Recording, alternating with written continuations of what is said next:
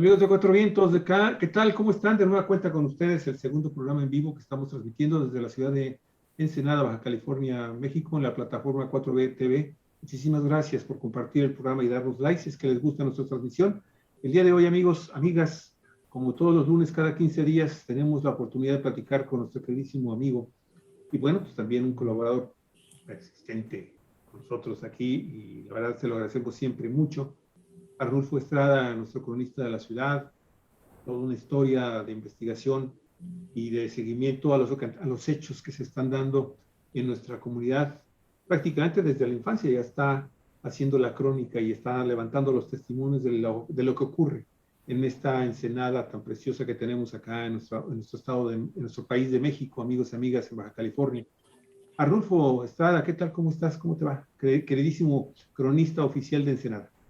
Pues bien, muchas gracias por la invitación. Pues, nuevamente compartiendo con ustedes algo de lo que he estado trabajando durante algunos años, que me está moviendo mucho el tapete, ese tema que hoy voy a trabajar, que es para mí un tema de una perspectiva nueva de algunas cuevas de pintura rupestre del sur, los posibles autores. Entonces, esto me ha movido el tapete un tiempo y he estado desde hace algunos años investigando esto.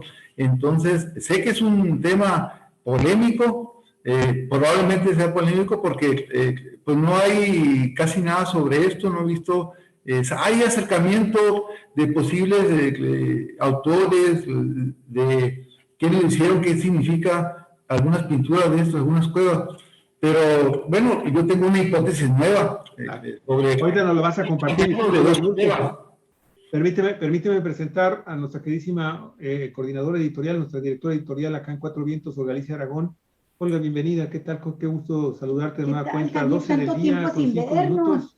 Qué barbaridad, que es una locura, Olga Alicia, el día de hoy. Amigos, amigas de Cuatro Vientos, buenas tardes ya. Ya dio la hora del Ángelus acá en el horario del Pacífico que tenemos en Baja California.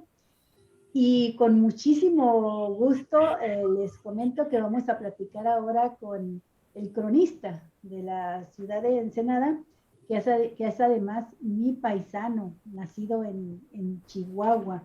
Así es que también somos de los que tenemos el corazón dividido en dos amores, de terruños de nuestra patria México. Chihuahuense por nacimiento y ensenadense de corazón. Arnulfo, como lo estabas comentando, en efecto vamos a hablar de las pinturas rupestres, de lo que ya nos diste un adelanto en el programa anterior, muy interesante. Tú mismo dijiste, cuando las vi por primera vez, pues me impactaron, me gustaron, pero no las comprendí en su totalidad, sino que con el paso del tiempo, conforme fuiste estudiando las culturas yumanas, te diste cuenta que todo tenía un significado y fuiste haciendo una interpretación.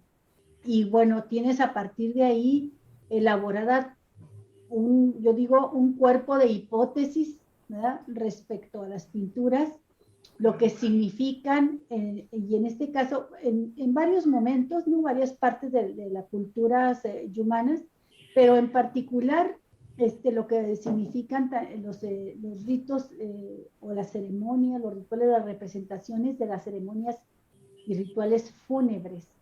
Y eso es muy interesante porque en cualquier cultura, en cualquier parte del mundo, cuando los seres humanos se unen, se juntan y hacen toda una ceremonia ritual conforme a su visión mitológica, ya nace ahí una raíz muy profunda de la cultura a la que pertenecen esos pueblos.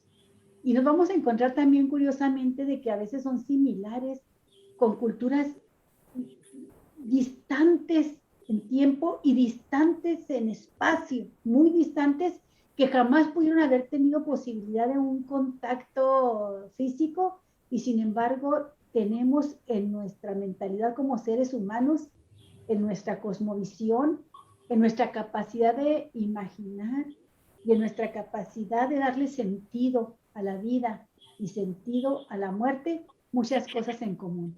De eso vamos a platicar hoy contigo, Arnulfo. Y pues adelante. Bienvenido a tu programa de Cuatro Vientos, Crónica. Caso Crónica histórica. Pues muchas gracias por la invitación de nuevo.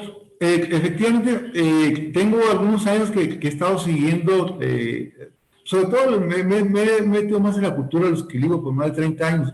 Entonces, pues tiene que ver todo con la lengua, que es como yo empecé a estudiarlo.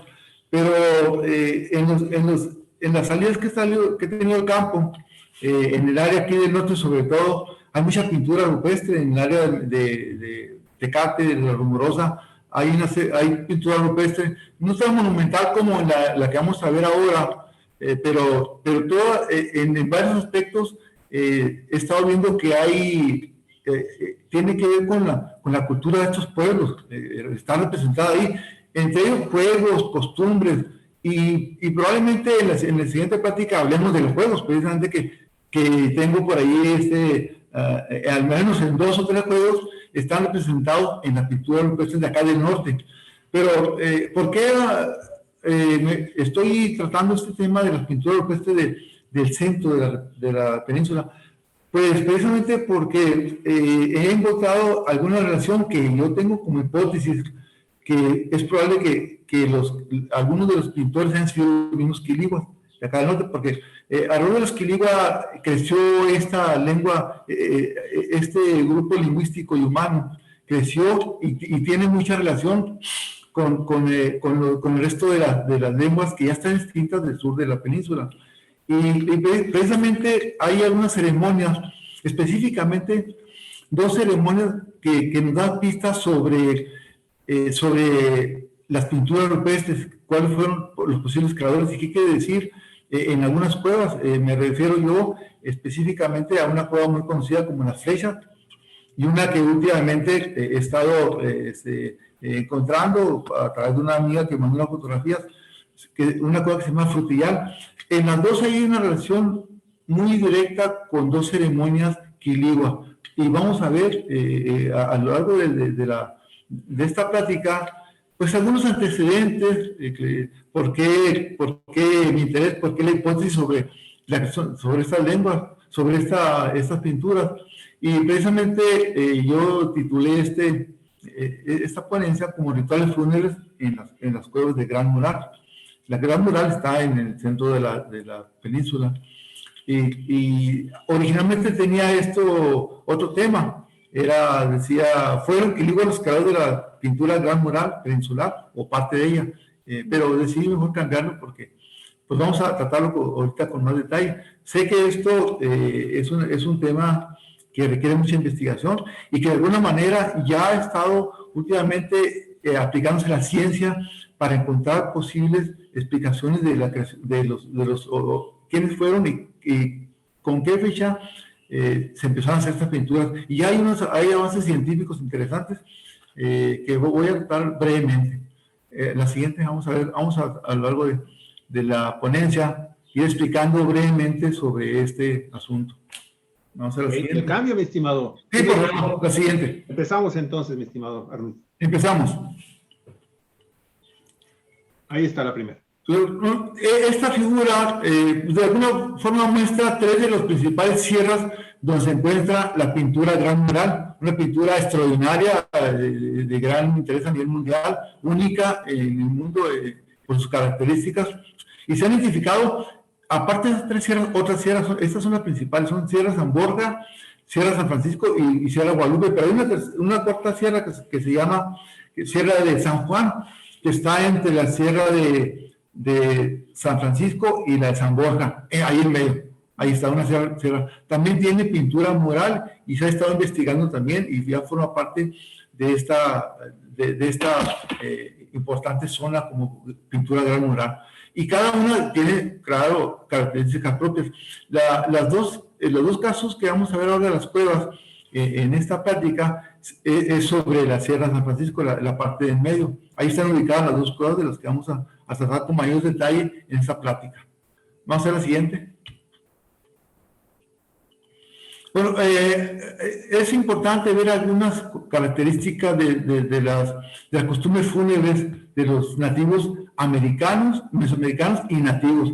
Es bien, es necesario puntualizar que son totalmente diferentes una y otra. Los nativos, por ejemplo, los nativos no convivían con los muertos como los mesoamericanos. Al contrario, ellos hacen ceremonias conmemorativas para alejarlos y jamás saber de ellos, o sea, alejarlos definitivamente de todo. Y vamos a ver un poquito en el transcurso a qué me refiero. En cambio, los mesoamericanos es todo lo contrario. Los días 1 y 2 de noviembre se celebra el Día de los Muertos, precisamente para convivir con ellos, para recordarlos, para llevarles lo que a ellos les gustaba, música, alguna comida, alguna fotografía. Son contrarios los dos elementos en referencia a los costumbres funerales de uno y otro. Vamos al siguiente.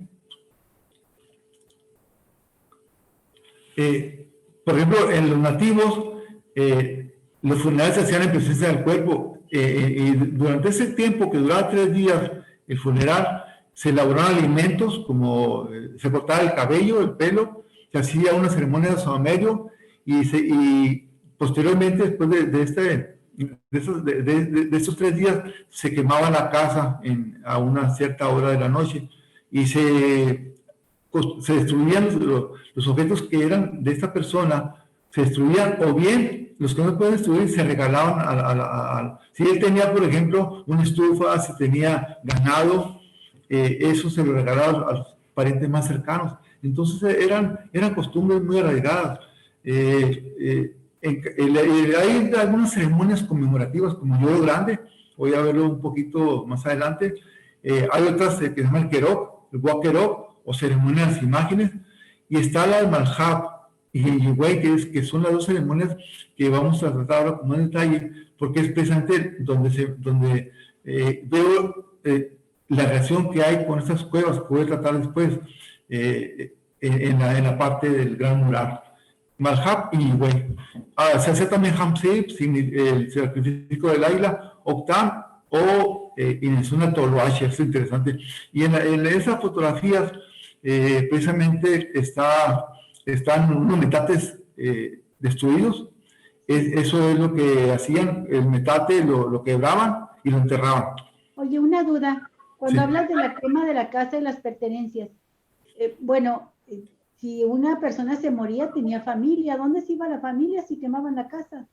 Vamos a verlo precisamente en esta plática. Yo estuve en una ceremonia, la última que se ha hecho en Los Quiliguas hace 25 años exactamente, en noviembre de 1997, falleció una persona y uno de los que fue capitán, hablaba la lengua perfectamente y conocía la cultura, convocó en el funeral de su hermano a la comunidad y le dijo: voy a enseñar una práctica que hace 60 años que no se hace en la comunidad, para que la aprendan y en las siguientes muertes ustedes la lleven a cabo. No se ha vuelto a llevar a cabo, hace 25 años él falleció en ese tiempo también, al poco tiempo falleció, y esa ceremonia, precisamente voy a hablar de esa porque yo estuve presente en ella y hubo quema, hubo saumerio y hubo corte de cabello. Se habló en Quiligua con traductor. Había el que la dirigió, era el hermano mayor. ¿Dónde fue esa? En Arroyo de León. Me recuerdo, era una noche fría, lluviosa, y la ceremonia se llevó a cabo en presencia de varios de la comunidad que participaron en el corte de cabello y en saumerio. ¿Arroyo de León es Tecate? ¿Perdón? ¿Arroyo de León es Tecate? No, es Ensenada, Valle de la Trinidad. Al Valle, ¿verdad? Ok. Está en los días de Valle de Trinidad hacia la sierra de San Pedro Mártir. Hacia la sierra, sí, efectivamente. De la carretera hasta 15 kilómetros. Sí, ya lo ubiqué. La sierra, hacia el Rancho Mártir, sí. Bueno, esa ceremonia está muy interesante porque precisamente la casa que está ahí abajo, La casa que está ahí abajo. Ah, ok, entonces la voy a poner. En esa. Sí, la alcancé a ver, una chocita. Sí, ahí se aprecia, en la casa que está ahí abajo, esta familia, cuando yo la conocí en febrero de 1990, no, 1989, esa casa estaba ahí y había 4 personas viviendo, ya no vive ninguno de ellos. Cuando yo lo conocí fue bueno, 3 años después, 4 años después, en el 93, falleció la única mujer que había en esa casa. Vivía en la casita que está atrás, era la casita de ramas, totalmente de ramas, ahí vivía ella. Ella no caminaba, tenía problemas ya de salud de su columna desde hace muchos años. Entonces, ahí la atendían sus 3 hermanos que estaban viviendo enfrente, en la casita de enfrente. Entonces, fallece ella en el 93 y queman toda la casa, porque era casa tradicional, era de ramas, toda la casa se quema y se cambia a una zona, a unos 200 metros de ahí, y construyen otra casa. Esa otra casa, la vamos a ver también después, también fallece el siguiente y se vuelve a destruir. Ya no era totalmente ramas, estaba combinada con materiales más modernos y materiales tradicionales. Fallece esa persona y se vuelve a quemar y se cambia el único integrante que quedaba de esa casa, se cambia a otro lugar y esa persona finalmente queda sola y se cambia a Valle Trinidad y abandona totalmente. Quedan ahí destruidas tres casas que ahorita vamos a detallar. Vamos a la siguiente, a ver si. A ver, bueno, de la costumbre precisamente que le mencionaba, cuando la persona se estaba haciendo el funeral, se invitaba a los asistentes a consumir atole, comida tradicional, o la comida que habían hecho en ese momento, pero los parientes muy cercanos solamente podían tomar agua o atole. En este caso, el atole muy tradicional de los grupos de humanos es de bellota, pero también se hacía de laya. El atole no es como estábamos acostumbrados a verlo fluido, sino que es una pasta como gelatinosa. Tanto el atole de bellota como el de islaya, que era la otra fruta muy popular, también sauco, otro. Se hacían atoles de muchas plantas, pero el rey de todos era el de bellota, y por la zona también hay islaya. Entonces ahí estamos viendo el atole que consumían durante el funeral los parientes más cercanos. Los demás podían comer otras cosas que se ofrecían ahí en el funeral. Pero en ese funeral se ofreció atole y se ofreció algo, creo que era pozole, algo así. Muy sábado que hicieron ellos. Pero los parientes más cercanos, vamos a ver la siguiente, o sea, ahí él llama a esta persona que dirigió la ceremonia, llama a las mujeres adultas que estuvieron más emparentadas, más cercanas al difunto, y le dice él que le va a cortar el cabello, una parte del cabello, para que acompañen a esta persona que fue querido en vida, para que lo acompañe en su largo viaje, que va a ser, por supuesto, un viaje, según ellos, muy largo. Entonces tiene que ir acompañado con sus parientes para que vaya tranquilo. Y ahí se llama a varias de esas personas, creo que fueron 5 personas que se llamó, se le cortó el cabello. Había el que dirigió la ceremonia en Quiligua, la traductora, y había un asistente que también cortó el cabello. Ya nomás vive la persona que lo tradujo, que es Leonor Farró, precisamente, hizo esa traducción, y ya falleció el que la dirigió y el que asistía, el que cortaba el cabello. La que cortaba el cabello era una persona mitad paipai, mitad quiligua. Ahí está pues, un esquema donde se ve más o menos así, se ponía de rodillas al féretro, se cortaba el cabello y en un papel blanco o negro o bolsita se depositaba el cabello entre el hombro y la cabeza, y ahí se va a acompañar a esta persona su largo viaje. Vamos a la siguiente. Entonces el corte de cabello, una ceremonia interesante. Y en esa misma ceremonia también se hizo el saumerio. Era en la noche. dice el que la estuvo organizando, dice, vayan por plantas, les mencionó 4, les mencionó trementina, la salvia y romerillo. Creo que consiguieron 2, no consiguieron la trementina, porque esas plantas son usadas tradicionalmente por los grupos humanos para purificar ceremonias, para este caso de los saumerios, de los costumbres fúnebres, y en un brasero que ya entonces estaba la gente afuera de la iglesia, estaba haciendo una fogata, había retirado brasas y en un depósito pusieron las brasas y le agregaron las plantas y empezaron a hacer un humo fuerte, muy, muy oloroso. Y entonces los niños principalmente, hombres o mujeres, se les convocó para que se ahumaran, porque eso les iba a permitir no soñar ya al difunto, darle tranquilidad. Ese humo es purificador. Entonces los niños se acercaban al saumerio y todo el cuerpo se ahumaban. Decía él que no tenía que bañarse luego, sino hasta el siguiente día para retirar el humo, ¿verdad?, de su cuerpo. Y tenía que ser, al siguiente día tenía que ser al aire libre, sin secarse con nada. Entonces, es una ceremonia interesante. Desafortunadamente, fallece esta persona que la dirigió y uno de sus hermanos, y jamás se volvió a hacer, ni siquiera con ellos. Oye, ¿el saumerio se lo hacían al difunto o se lo hacían todas las personas que estaban presentes? El saumerio se hizo a los niños principalmente que estuvieran para que no recordaran ya a la persona aquella, para que no soñaran. Porque acuérdense lo que mencionaba al principio, la diferencia entre los mesoamericanos y los de acá y humanos es el olvido total. No quieren saber nada de los muertos, y precisamente para eso son las ceremonias que vamos a ver brevemente en esta plática. Vamos a ver la siguiente.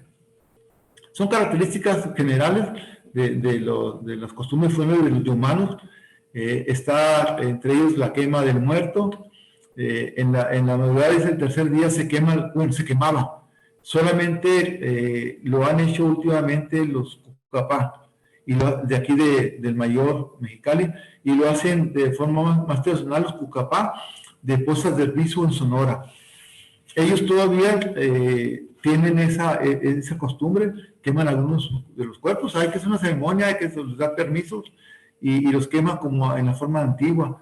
Un Cucapá se hizo hace unos años, uno de los jefes de Cucapá falleció, y se hizo esa ceremonia.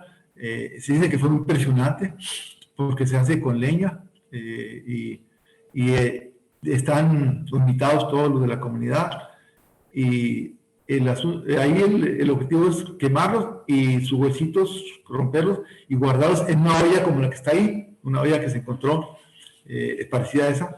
Se encontró esa olla en un incendio muy fuerte en Sierra de Juárez, y creemos que es una olla fúnebre porque estaba entre matorrales, entre árboles.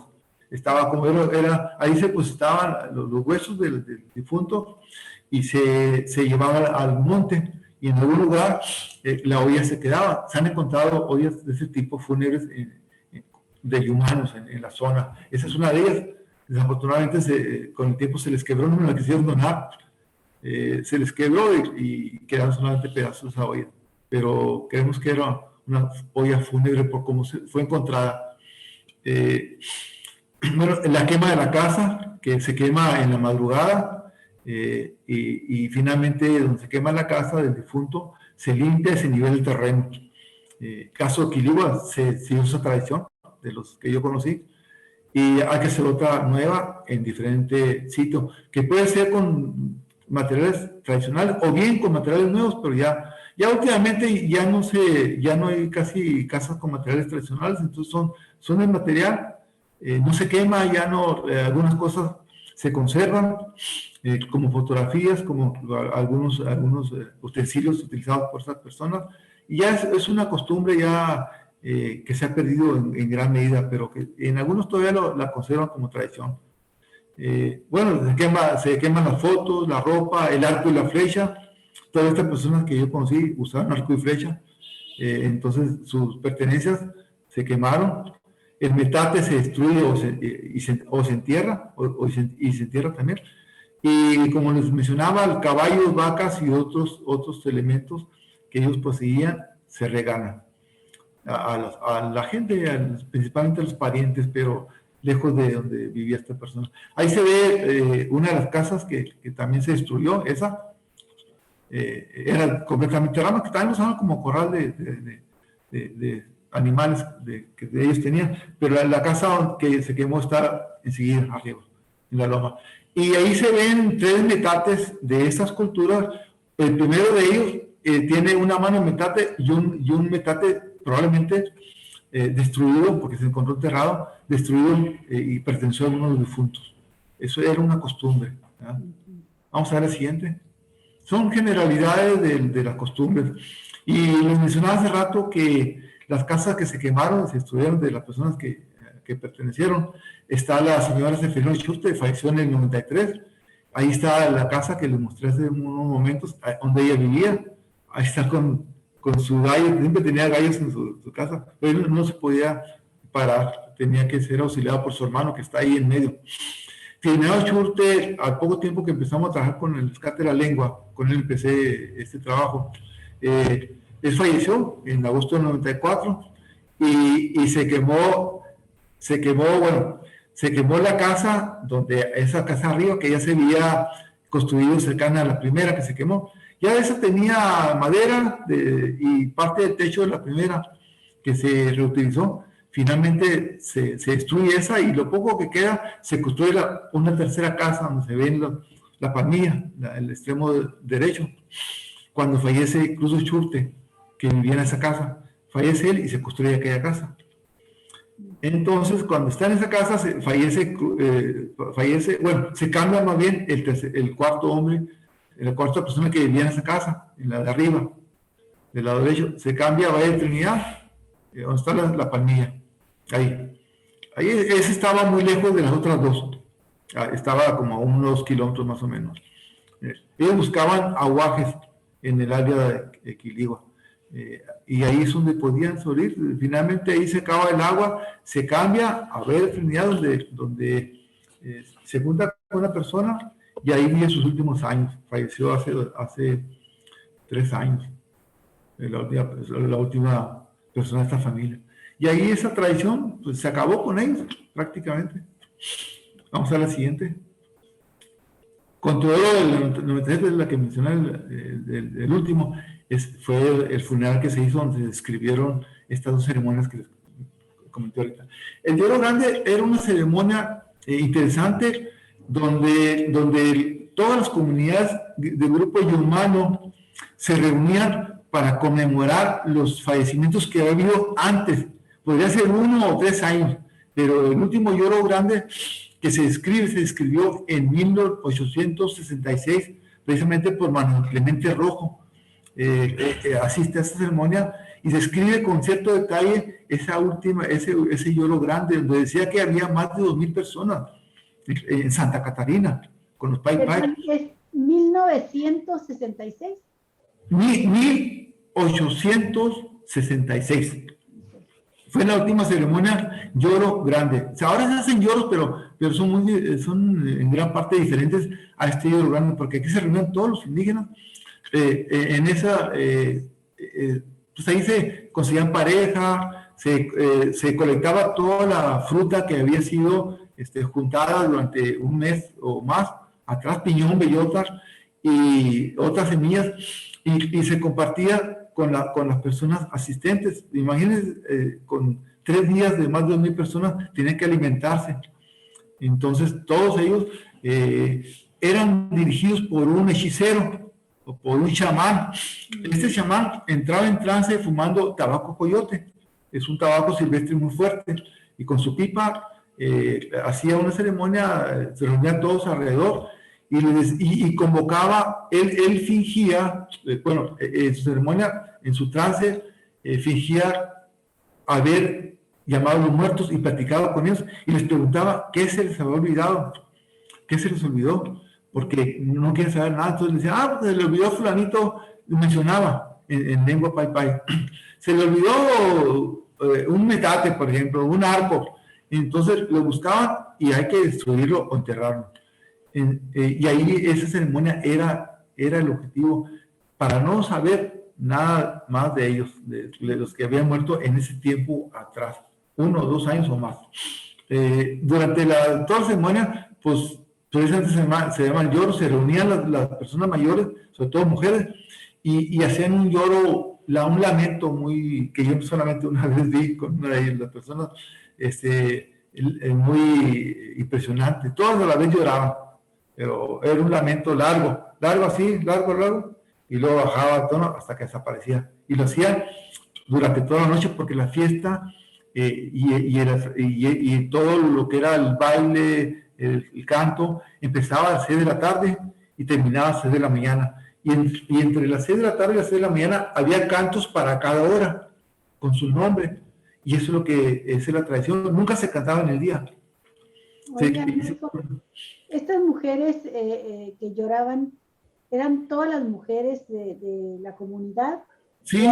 ¿O había plañideras como en algunos funerales que se acostumbraban acá, o se acostumbra en nuestro país, en otras culturas, y que se dedican a llorar toda la noche, pero se les conoce así como las plañideras, son profesionales? Algo parecido era así, porque eran mujeres, grupos de mujeres ya que tenían mucha experiencia. Y sí, lo hacían, yo creo que lo hacían sincronizado. Casi como coros, dicen, ¿no? Sí, se menciona un lloro así, empezaba suave, alto, iba subiendo, y luego bajaba otra vez, como una curva. Entonces, yo lo vi una vez en un funeral, nada más con una persona, nunca más lo volví a ver. Y en ese sentido, Arnulfo, ¿existe algún antecedente de alguna otra cultura del semidesierto, del desierto norteamericano, que tenga este mismo tipo de ceremonias, este mismo tipo de cantos? De hecho, también, pues esto aquí aprovecho para decirte si este lugar en donde se hizo el último gran lloro era un lugar sagrado para ellos. ¿Lo ubican? ¿En dónde se ubica en este momento? ¿Cómo lo conoceríamos? A lo mejor por eso mismo, como se expropia y lo tienen ya los mestizos en su poder, ya no se hacen esos grandes lloros. Ya no se hacen los grandes lloros, pero la comunidad de Santa Catarina, existe la comunidad Pai Pai, en algún lugar ahí que habría que investigarlo, en algún lugar de esa comunidad se hizo, porque se hizo hace más de 100 años, y se escribe, pero habría que identificarlo. Es probable porque hay elementos que arqueológicos se podrían investigar. Los cantos, los bailes son similares a los que hacía, por ejemplo, las grandes civilizaciones seminómadas de, por ejemplo, los Cheyenne, así los de América del Norte, para mencionarlos de alguna forma. Los humanos tenían como estaba muy relacionado, y en los lloros grandes donde se reunían todos los humanos, se cantaba en diferentes, por ejemplo, le voy a decir, Teneo Schurte, que es el equilibrio con el que empecé a trabajar la lengua, él era el último cantante, lo puedo decir tradicional, conocedor de amplio de los cantos, cuáles se cantaban y a qué hora, y cómo se llamaban y qué quería decir. Curiosamente, él manejaba un poco más de 50 canciones. Él era un cantante muy impresionante, que lo invitaban por todos lados, los humanos en California, en Arizona, en Baja California. Era un tipo con una voz potente. Y él, curiosamente, se grabó, existe una grabación, un audiolibro que rescató Lini, con 33 canciones, 32.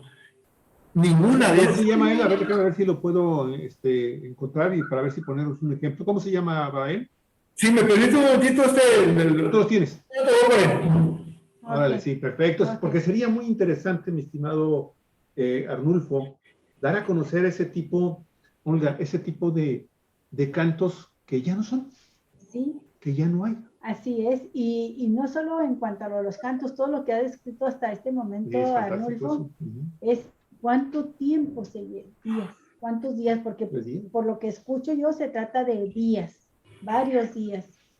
Y no deja de impresionarme, Javier, el hecho de que lleven todas las cosas del muerto, incluso hagan todo esto de especie de chamán, de a ver qué se le olvidó al muerto. En realidad es que se les olvidó a ellos para irlo a quemar todavía, ¿no? O sea, quemar todas las cosas. Porque era importante, bueno, las cosas materiales difíciles de quemar, pues creo que las regalaban, lo que nos ha dicho Arnulfo. Este es el libro, Quiligua. Ajá. Ajá. Y atrás están 36 cantos. Se rescataron de él, los rescató Mike Wicker y le dio permiso para que se grabara, acompañado por un CD. Ese es el CD. Qué padre. Es lo que se rescató de esta persona. Él me decía, a ver, explíqueme qué quiere decir cada una de las canciones. Le decía, es que están en diferentes lenguas humanas. Yo no las sé todas, pero le entiendo algunas. Y más o menos explicó qué quería decir cada una. Y de esas 36, ninguna es Quiligua. Oye, ¿y tú las tienes ahí en español? Él la aprendió en las piezas que hacía con los humanos de aquel tiempo. Sí, de oído, pues. Oye, ¿y tú las tienes, el libro está en español? ¿Trae las canciones? Está en español, sí. Yo hice una pequeña biografía aquí en este libro sobre el personaje que me le encargaron a mí. Pero lo hice. Arnulfo, sí. Ya sacaste boleto. A ver. Ya sacaste boleto porque ese es un programa completo. Con el personaje, con los cantos, me imagino que en este caso sí podemos escuchar las canciones, no nos censuran Facebook por derechos de autor. Sí, ¿no? Podemos escuchar algo de las canciones y lo que tú leas en español de lo que significa. Sí, pues aquí está el personaje, aquí está el CD. Las canciones, pues todas las canciones tenían que ver con la naturaleza, con la hora, cuando canta el gallo, cuando se mete el sol, cuando es medianoche. Y se cantaban precisamente, cada una tiene su tiempo.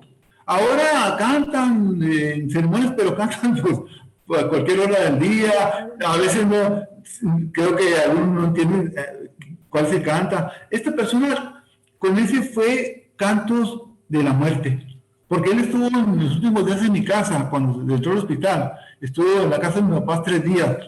Y una de las veces que de ahí se metió al hospital y ya nunca salió a morirse a Río de León. Mi hermano... Por favor, otra vez, muéstralo por favor y déjalo un ratito ahí. Eso es para que la gente lo ubique. Sí. Lenguas indígenas en riesgo. Dices, ¿es una edición especial de Elina? Sí, del 2006. Y vienen juntos el libro y el... Es un libro con la breve historia del personaje y lo hizo entonces la Comisión Nacional de los Pueblos Indígenas, la CDI, no el INE, como decía yo. Oye, ¿habrá sido impresionante? 2006, pero tiene esta serie, tiene otros libros de diferentes lenguas. De los humanos está Celis Papagor, está Kumiai y Nama, Kumiai y Quiligua. Oye, dejó constancia sobre este último gran lloro que se tiene registro, dejó constancia si fue solamente un solo cantante, porque son 3 días, lo estábamos comentando ahorita, es impresionante también. Esto me llevaría también a preguntarte si había algún consumo de alguna bebida con gradación alcohólica, si por ahí había algún consumo de algo alucinógeno, sea hongo, sea peyote, que es lo más tradicional. Que es común en los grupos técnicos. Sí, pero, o sea, ahora eran solamente, me imagino, cantos relacionados directamente con el ritual fúnebre para el personaje o los personajes de los que se recordaba en este gran lloro, o cantaban lo mismo sobre el sol, sobre la luna, sobre el venado, sobre la tortuga. ¿Hay algún registro sobre eso? ¿Quedó constancia?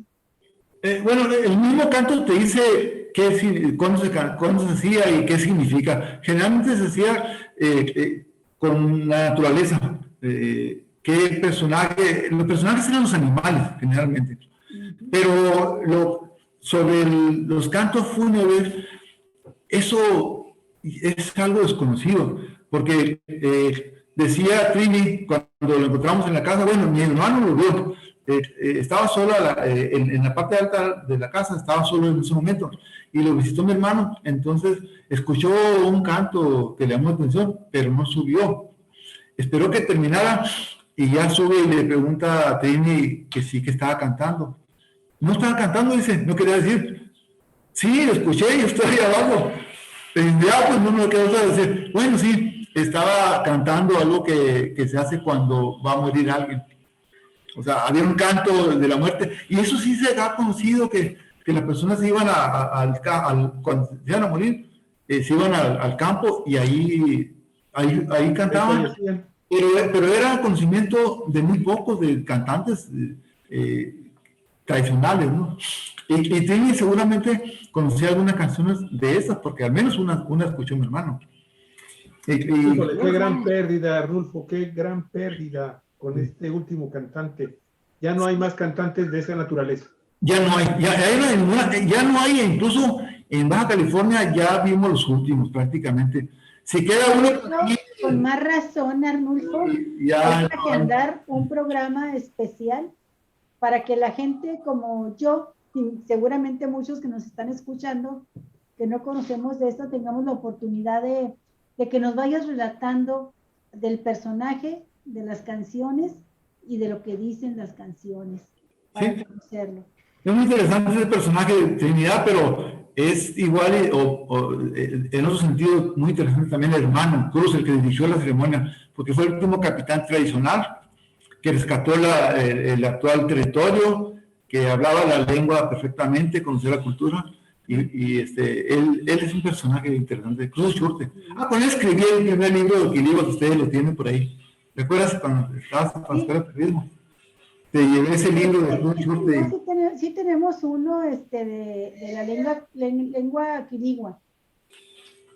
Mira, voy a poner solamente unos cuantos segundos para que no nos vayan a cobrar regalías, aunque es la página del Instituto Nacional de Antropología e Historia, algunos de estos cantos para que la gente que no conoce absolutamente nada sobre esto tengan una idea más o menos de qué se trata, de qué estamos hablando, mi estimado Arnulfo. Aunque obviamente esto no sé de qué tipo de canto será, si será ceremonioso, fúnebre, pero ahí va. Vamos a escuchar.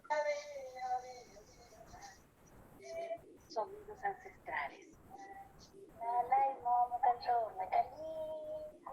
Cantos antiguos. A ver, déjame.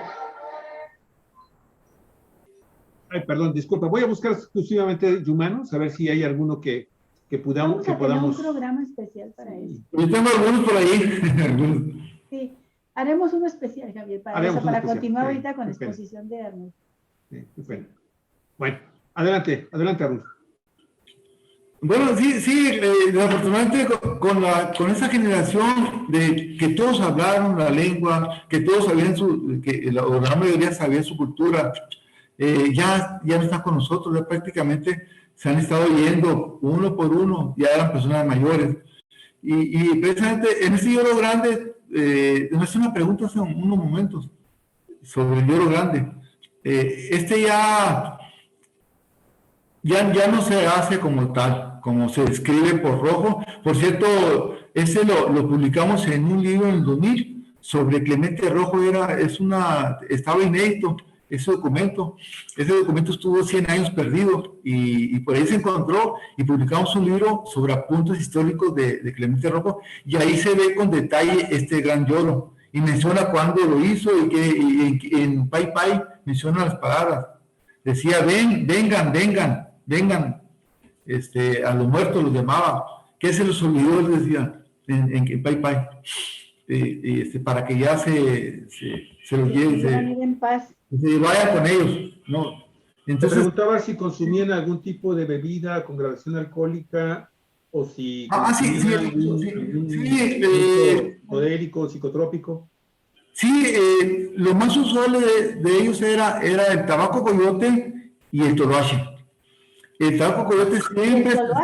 El toloache lo podían... El toloache es esta planta que la conocemos todas, que dice que es para enamorar Sí, Y que lograr el amor imposible, ¿no? Cuando te aferras con un hombre y no te corresponde, le das toloache y a ver si no te responde, ¿no? pues hay Le pones un ceremonias. poquito más y se Y muere. si te pones un poco más, dicen que Sí, es porque es venenoso, venenoso. que puede Para mí morir, Muy tóxico. o se queda idiota, ¿no? Más de lo que ya. Sí, es muy tóxico. Los quiliguas, los humanos sabían usar la cantidad exacta, usaban una parte de la raíz, pero muy pequeña. Y tenían medidas, tenían unos pocitos que ellos tenían de medida para el toloache. Y lo consumían los que dirigían ceremonias. Una planta ceremonial que dejó de usarse por lo tóxico que es. Porque decían, si lo consumías y tomabas agua, te podías morir. Entonces, Así, la combinación con agua era terrible. sí, no podían tomar agua. Decían que podían morir por el efecto que te producía. Y después de usarse, se usó todavía el tabaco coyote mucho tiempo. De hecho, el funeral, en el 97, él consumía tabaco coyote, todo el tiempo consumía. Hay dos plantas. Una que se da anual, crece después del incendio, llueve, crece y se muere. Se colecta, ese es muy fuerte. Y el otro es que el que llama aquí el tabaco coyote, el Lántate Juan, algo así. Es una planta que se da con una cornecita, es como un arbusto grande, casi árbol. Esa se usó, pero no es igual que la del campo, la que usaban los indígenas, porque aquella tiene en sus tallos y en sus hojas tiene como pequeños grumos como un aceite. Tal vez eso es el efecto que hacía más fuerte el tabaco coyote. Y lo fumó mucho tiempo, hasta que él murió, los días grandes. La persona está, Teodoro Churte, esta persona la que se hizo la ceremonia fúnebre. ¿Ya poco saben sobre el manejo de estas dos plantas? Sí, ya no sé, ya casi no se usa, de Oye, hecho. pero en el caso del toloache, hay mucho toloache. Aquí yo no la conocía la Todos planta. lados, allá afuera hay. Crece a la vereda del camino, ¿no? Sí, Muy, muy bonita la Sí, no flor. digamos cómo, porque empezar a buscarlo. No, crece, es muy fácil. Cuidado.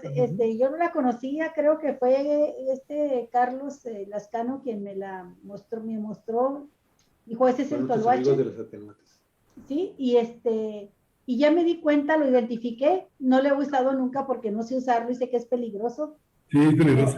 O sea que el enamoramiento es natural. Sí, no.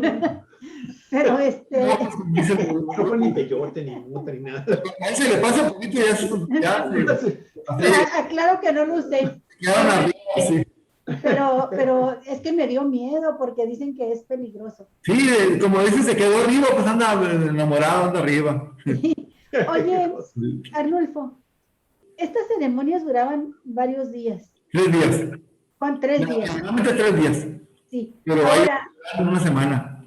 hasta una semana. Una semana, sí hay una que duran. Sí. No, dependía de la jerarquía, la importancia del personaje Y la ceremonia, desde el fin, por lo que se hacía, porque hay ceremonias diferentes y muchas veces están descritas. Algunas ya no se hacen como tal, pero afortunadamente se rescató por algunos investigadores, se rescató con cierto detalle varias de ellas. Y es lo que existe, por eso las conocemos. Como esta de Lloro Grande, el único que escribió el Lloro Grande, hasta ahorita que yo tengo conocimientos, es Manuel Clemente Rojo, en 1866 en Santa Catarina. Bien. Esa es increíble. Te voy a hacer una pregunta que no importa que no la contestes ahorita porque yo sé que todavía no terminas la exposición, nada más para que no se me olvide la pregunta. Hemos conocido hasta por películas y en algunos casos ya científicamente por historiadores que han documentado, arqueólogos, etcétera, ceremonias de nuestros antepasados, de indígenas, de diferentes etnias, y en muchas de ellas es común que los sepultaran con sus objetos, ¿verdad? Lo mismo a los grandes jefes, a los caciques, a los gobernantes, que a la gente sencilla los sepultaban con sus pertenencias. Y te encuentras, por ejemplo, pues en los grandes centros arqueológicos, las sepulturas con las joyas y a veces hasta con sus mascotas, ¿no? Huesos, esqueletos de perro, algo así junto a ellos. En otras culturas sepultaban en vida a la mujer con el hombre que moría, ¿no? A la esposa o a la esclava. En otras culturas, como la de los vikingos, que ahora se han puesto de moda, pues era común que los quemaran en un barco, echaban el barco a la mar, al río, y ahí los quemaban. Y así, diferentes costumbres. Pero en todas hay un interés en mantener la memoria del muerto. Y la pregunta que yo te quiero hacer es, en estos casos de los yumanos, todo se destruye. No es tanto que lo quieran sepultar con ellos ni nada, sino que queman las cosas, destruyen nada que los vincule ya con este mundo, nada que vincule a sus deudos con el muerto. Y mi pregunta es, ¿por qué?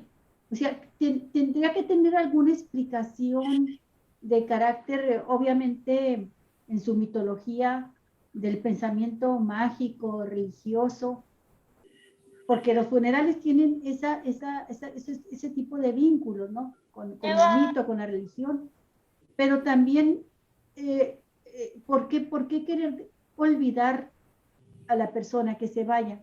Y esto, ¿cómo ha repercutido para dificultar el conocimiento y el rescate de la cultura? Porque, bueno, a muchos los conocemos y las tradiciones de los pueblos por los huesos de sus muertos, por las tumbas que dejan.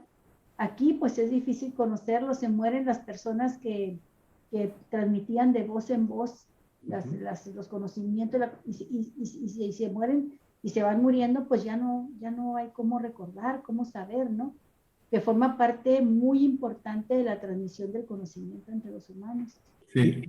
Y yo le agregaría esto, Galicia, es una pregunta muy general para después que termines tu exposición. Sí, sí. Yo le agregaría esto nada más para que le dé esa respuesta, porque sabemos por parte de antropólogos del Instituto Nacional de Arqueología e Historia, que por ejemplo, ahí en la zona que hoy conocemos como Costa Azul, pues han encontrado incluso ritos funerarios con cadáveres, han rescatado esqueletos de personas que fueron restos, osamentas, sí, con ciertos rituales que por lo que tú dices parecen ser diferentes a lo que tú estás narrando ahorita hasta el momento sobre este tema de los humanos.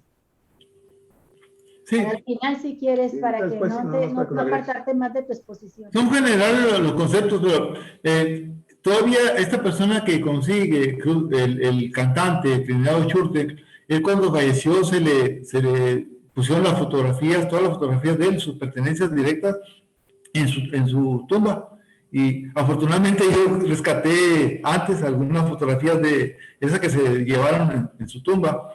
Yo tengo varias fotografías de esas. Pero él precisamente es para que se vaya con ellos todo lo que tenga algún recuerdo. Acuérdense lo que les mencionaba, la diferencia que hay entre las culturas fúnebres de acá de humanas, que son del desierto, y muy diferente a las mesoamericanas, que son de la selva. Son contrarias inclusive en la forma que se trata. Precisamente por eso se destruye todo, se hacen las ceremonias para a ver qué se les olvidó, decían los chamanes, para que ya se vayan con todo lo que se les olvidó, que por ahí hay un objeto que se lo lleven. Y él fingía, o si se encontraba el objeto, lo destruía la misma gente que participaba ahí, pero él fingía hablar con ellos y decir, se te olvidó esto, llévatelo. Y ya quedaba limpio, entonces ya no queremos saber nada de ti. Esa era la razón, todavía se conservó hasta hace poco con esa persona. Esa parte se parece un poquito a un ritual que vi, no sé si tú lo conociste, de los indígenas, Rarámuris, que me parece que es al año más o menos de la muerte. Se junta la familia pero durante ese año ellos tienen varias manifestaciones de la presencia todavía del muerto. vamos a decir, el fantasma, ¿no? del muerto. Y entonces al año se juntan para conmemorar el primer aniversario luctuoso, pero también para darle una ayudadita al muerto a que se vaya. Y entonces toman un zarape, una cobija, las personas principales más cercanas al muerto toma la esquina principal de cada zarape, las 4 esquinas. Hay otros que pueden ayudar en el centro de la cobija, ¿no? De las orillas. Y entonces a la 1, a las 2 y a las 3, y van haciendo el movimiento hacia arriba de la cobija. Se supone que el muerto de alguna manera está acomodado en la cobija y que con eso lo avientan y lo avientan y lo avientan cada vez más alto para que agarre vuelo y pueda irse, ¿no? No quieren saber nada de él. Bueno, en cierta forma se parecen a algunas culturas del norte. Hay un juego que vamos a ver en el futuro programa que se juega aquí y se parece al Tarahumara. Entonces, algo ahí por ahí que se ha heredado, han intercambiado.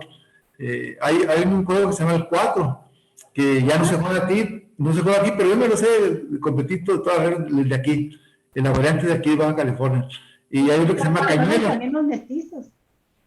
Sí, hay cosas muy similares del norte. Pues sí, pues si quieres ya le entramos a ver cómo estamos, le entramos más de lleno. Porque estamos todavía pendientes de ya esto expresado en los grandes murales. Vamos, me lo pongo otra vez, sí, porque estamos haciendo un programa especial sobre estos temas, pero no avanzamos ahí. Ok, déjame, entonces ya lo voy a poner para que tú continúes. Oh, aquí está. No, no. Eso, ya hasta lo perdió, Arnulfo. Ahí está. Ya perdió, ya está. A ver, entonces, ahí está. Ahí seguimos. A ver. El Ñigüey. Ñigüey, así se llama. ¿Lo ves? Sí, se ve. Bueno, está la pantalla, pero no se ve la imagen. Yo lo grande como hay. Sí, yo creo que se hacen los de Nejí, los pero ya te puso una nueva que se llama Ñigüey conmemorativa. La ceremonia se celebraba con el propósito de hablar con los muertos. ¿No ahorita estoy viendo una imagen ahí de YouTube, pero no sé. Déjame me salgo. Lo que pasa es que, mira, hicieron unas modificaciones, Windows hizo actualizaciones y está terrible en las computadoras. Nos dejó realmente muy mal, así que hay que tener mucho cuidado, amigos, con la última actualización que nos está dejando totalmente fuera. A ver, déjame ver si ya en este momento ya vas a ver directamente. A ver, ¿la ves? Está ahí, está el Ñigüey, precisamente ahí está. Okay. Esa es. Le mencionaba que hay dos ceremonias muy interesantes. El Ñigüey es una y el Mahab es otra. El Ñigüey, pues ahí se describe en general de qué contiene, se celebraba con el propósito de hablar con los muertos. Esa era una comunidad, era una ceremonia comunitaria y la dirigía el hechicero o el cusiay o el chamán. Se juntaba el alimento, como mencioné hace rato, y la ropa a los asistentes que estaban en la ceremonia. Se construía una gran casa ceremonial. En este caso es una ceremonia pues más o menos nueva, pero yo la extrapolo a una cueva, esa gran casa. El evento lo dirigían 4 hechiceros, ahorita vamos a ver los fotografías, que portaban capas interesantes, capas hechas de cabello de mujeres vírgenes y un tocado de plumas de águila, misma que guardaban en una cueva. Las figuras que vamos a ver ahorita de las flechas, todos tienen tocados y hay hay 4 o algo así participando en la ceremonia. Vean, ya se va viendo la relación que hay de esta ceremonia con las pinturas, desde mi punto de vista, por supuesto. Decía, los hechiceros se dirigían al interior de la casa, al tiempo que soplaban un silbato de carrizo. Lo hacen saltando de un lugar a otro para que las estrellas no los alcancen y los maten. Lo sigue de cerca un hombre que constantemente suena una matraca para espantar a los espíritus que pueden andar cerca y embrujar a la casa. Dice, los hechiceros depositan las capas en bastidores colocados. Si les digo lo siguiente, creo que al fondo. Le pasamos. al fondo de la casa. También se quitan los tocados de plumas y los colocan en palos enterrados atrás de las capas. Dice, al llegar los muertos, se sientan sobre las capas y se cubren con los tocados, ya que buscan la sombra. Frente a cada tocado se coloca la comida para que los espíritus la consuman. Dice, los hombres pueden comer y dormir en la casa, pero las mujeres no deben ni acercarse a la puerta. El hechicero, ahí está lo interesante, que vamos a ir relacionado con la pintura. Ya vimos los tocados, vimos a las personas participantes. El hechicero se va de una concha de tortura para encontrar a los espíritus de los muertos. Lo hace mediante su espíritu, que abandona su cuerpo para buscar por montañas, cielos y tierras a las almas que murieron desde el último Iñigüey. Ahí también tiene mucha relación con las flechas, porque por mucho tiempo se creyó que esos personajes flechados estaban en guerra o muriendo o muertos. No, ninguno estaba muerto porque están parados. Es un estado que ellos tienen, porque el hechicero, dicen estas ceremonias, que muere temporalmente. Y eso representa a las flechas una muerte temporal, mientras hace la ceremonia, mientras habla con los muertos. Y finalmente los espíritus llegan al amanecer y el hechicero grita de miedo al atar uno de ellos a su cuerpo, por lo que muere temporalmente, lo mencionaba la flecha. A través de su boca el espíritu habla en la lengua extraña que solo algunos pueden entender. Vean, esa parte, esos dos últimos párrafos son clave para mí, para explicar esa cueva de las flechas y la otra, el frutillar que vamos a ver enseguida. Vamos a ver la siguiente. Sigue la ceremonia, sigue describiéndose. Dice, el resto de la gente se sorprendía al oír la voz del muerto y no pueden hablar, solo lloran. Dice, a los muertos hablan con los vivos. Aquí es donde no puedo sacar un poquito. Bueno, sigue escribiendo el detalle de esta ceremonia. En general son párrafos que no escriben completamente el texto, pero puse lo más importante. Siempre está hablando el hechicero con esas personas, y también se vale de ella para hablar con ellos de unas tablas interesantes que están ahí en las fotografías del lado izquierdo. Son tablas grabadas con dibujos que supuestamente cuentan la historia de los hombres más sabios de la comunidad, los que eran más valientes, los que corrían mejor, los más fuertes, los personajes interesantes de cada comunidad. Esas tablas las usaban en estas ceremonias. Y existen algunas que se han encontrado, sobre todo aquí en Valle de Trinidad, alrededor de los Quiliba, precisamente se han encontrado la mayoría de ellos. Y ahí en la parte del medio hay una figura, un mono que está de madera. Esa figura la usaban en las ceremonias, pero la mitad era pintada roja y negra, entonces se parece a las figuras que están en las pinturas. ¿Pues? Nada más que está incompleta. A lo mejor esa figura también tenía los brazos levantados. No sabemos, pero porque estaba quebrada. Pero es una figura que podría ser el chamán, representar al chamán, porque también ahí están otros elementos como las tablas ceremoniales, que por cierto las tablas ceremoniales están pintadas en las rocas de algunas partes. Ahí se ve en la parte inferior de esas rocas, que se llaman las pintas, acá al sur del Rosario. Ahí se ve una tabla ceremonial, exactamente ahí. Se alcanza a ver, pero hay más de una tabla, hay varias tablas ahí. En esas pinturas son grabados rupestres que están hechos ahí está exactamente la flecha, abajo, ahí. Grabados rupestres que están en rocas de tipo de calcita. Entonces hay muchas figuras ahí grabadas.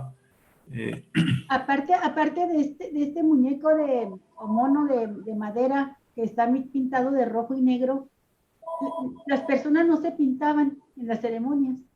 Sí, se pintaban el cuerpo, hombres y mujeres. ¿También así de rojo y negro? Sí, rojo y negro, sí, y blanco. Que son los colores predominantes de las pinturas. Los colores predominantes de esta pintura son rojo, negro y blanco, y algo amarillo. Aquí está, ¿no? Esto es lo que estamos viendo, ¿no? Sí, ahí se ve, se mencionan. ¿Y sabes el significado? ¿De qué?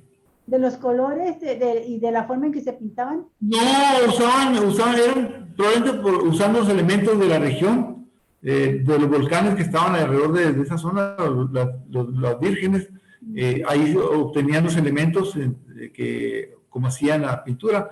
Y esa pintura está interesante porque se ha fechado, precisamente una de las cuevas de ahí, de esa sierra de San Francisco, se ha fechado una cueva que está en Cuesta Palmerito, que tiene 9.200 años. ¿Cuántos, perdón? 9.200 años. Ya fechada profesionalmente, con una, les voy a decir, lo que usaron. Para esa... Usaron, en esa cueva de Cuesta Palmerito, fue recientemente fechada una de las figuras en 9.200 años.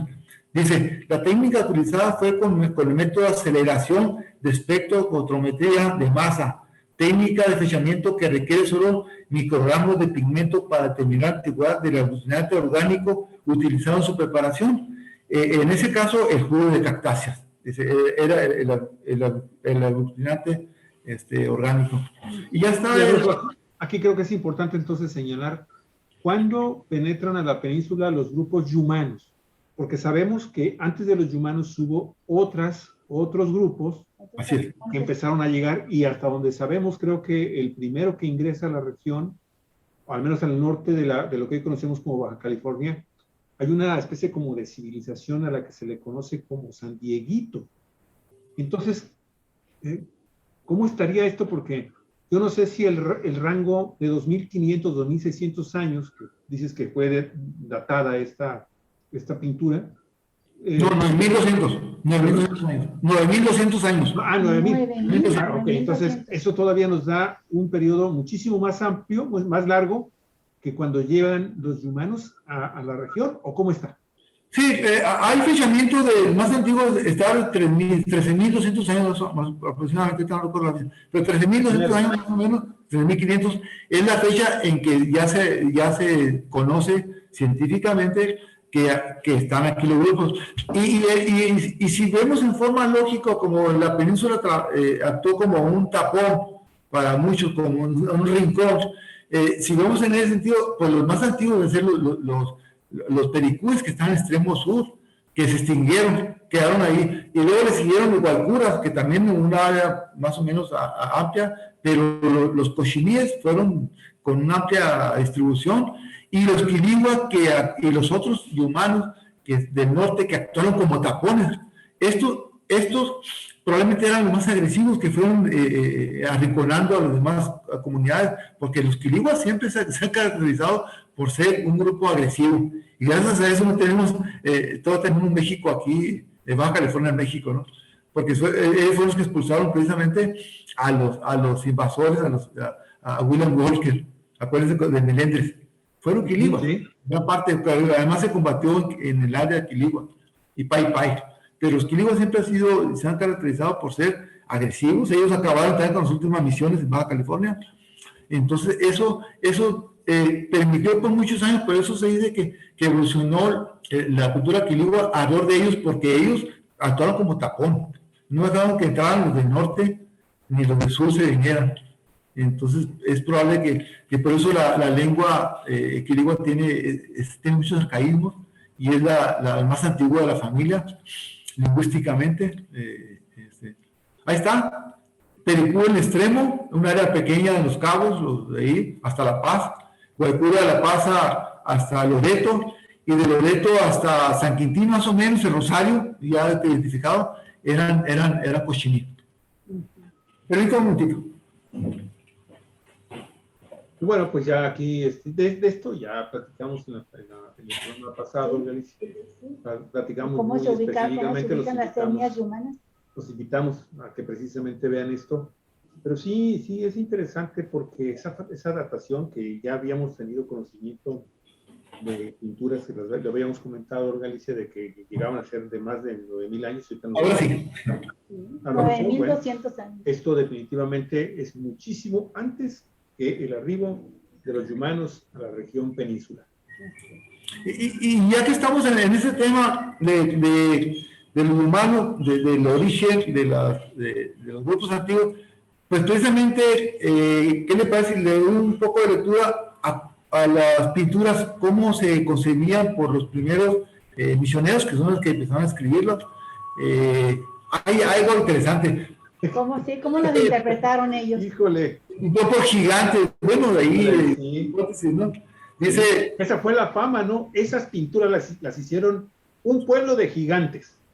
sí, y le voy a mencionar lo que decía el padre Miguel del Barco, que estuvo 30 años aquí en Baja California, en la península, entre 1738 y 1768, cuando los expulsan. Él fue el jesuita más preparado para mí, científico, escribió de plantas, de animales, hablaba la lengua guaycura y cochiní. Dicen que pues, 30 años, fue un tipo muy, muy preparado, y él dejó testimonios interesantes, y de las pinturas dice lo siguiente. Dice, en los últimos años que los jesuitas estuvieron en la California, comenzó a correr la noticia de que antiguamente hubo gigantes en esta tierra.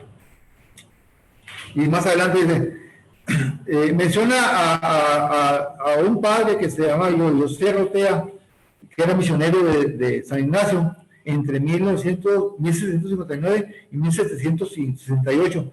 Dice, él estaba convencido de que el gran mural había sido encontrado, que había gigantes porque había sido encontrado una osamenta, que según había una parte de la osamenta, había una quijada que el padre Getúlio Jorge Res le había enviado a esta persona. Dice, en ambos casos, de estas personas, del barco de estos personajes, concluyó que las proporciones, que los huesos estaban muy por encima de los del tamaño promedio de una persona normal. Esos son así un acercamiento, pero hay más sobre esto. Dice, los fundamentos que probablemente persuaden, que persuaden hubo gigantes en la California, se reduce a 3. Dice, primero, los huesos que en varias partes se encuentran distribuidos en todos esos lugares. Segundo, las cosas pintadas. Tercero, la voz común de los ancianos, la tradición oral. Dice, ya con estos principios junté, dice desde el barco, a los indios más ancianos de la misión para averiguar qué noticia había acerca de ellos, de este tema. Lo mismo encargué que hicieran en las misiones de Guadalupe y Santa Rosalía. Sus misioneros, dice, fueron el padre Bruno Ducré y el padre Francisco Escalante. Dice, y según esto sucedió la contingencia de hacer la dicha averiguación, dice, al menos uno de ellos, el mismo día yo le ejecutaba con los míos, él hacía la investigación con su gente, con su misión. Dice, todos convivieron en la sustancia, es a saber que de padres a hijos había llegado a su noticia, dice, que en tiempos muy antiguos habían venido del norte porciones de hombres y mujeres de extraordinaria estatura. Venían huyendo de otros, y ahí los con los que iban. Parte de ellos tiró por lo largo de la costa del Mar del Sur, y de estos me dijeron, se ven aún los abrigos que formaban y son como los que usan los mismos californios, las rancherías, pero muy grandes en su comparación. Dice, no pude registrar con mis ojos estas memorias, que son las únicas que de estos primeros quedaron. La otra parte de ellos, la otra parte de los indígenas que estuvieron en el sur, tiró por lo áspero de la sierra, y ellos son los autores, decían, de dichas pinturas.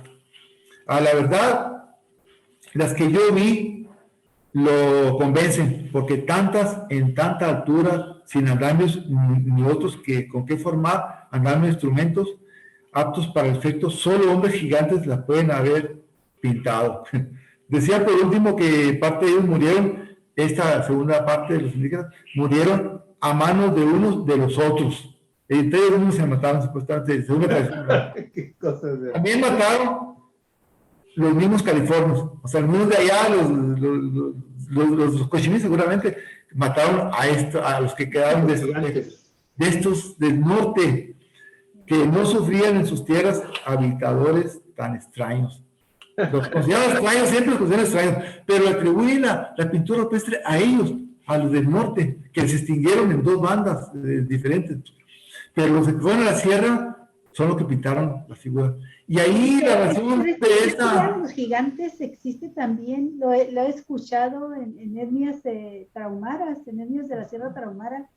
También ellos tienen, ¿te acuerdas? Cuando fuimos, tienen la idea de que vivió un pueblo de gigantes ahí, ¿no? Es como el mito también del dragón, ¿no? El dragón ha existido en todas las culturas, y en todas las culturas existen dragones, y en todas las culturas del mundo existen gigantes. En el caso de los dragones, tiempo después pudieron los científicos darse cuenta que aquellos hombres que encontraron esos huesos extraños, enormes, habían encontrado dinosaurios, huesos de dinosaurio. Como no sabían de la existencia de los dinosaurios, imaginaron ellos un animal que volaba, echaba fuego, y se imaginaron el dragón. Ya están los atlas, ahí están en la cultura griega. Acá están los atlantes, en la cultura tolteca, en fin, siempre hay gigantes. Sí. Siempre hay gigantes. Tú sabes, de una vez, para que quede claro, Arnulfo, ¿cómo fueron pintados este gran mural? De seguro lo sabes. Bueno, a ver, vamos a ver esta... aquí hay una foto que está extraordinaria, que nos va a dar precisamente una idea de cómo están estas pinturas.